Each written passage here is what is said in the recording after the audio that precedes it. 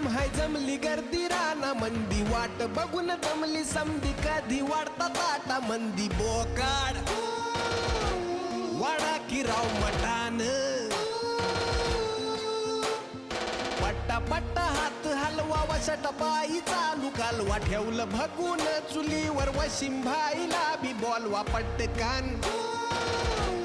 आया की 2 मिनिट में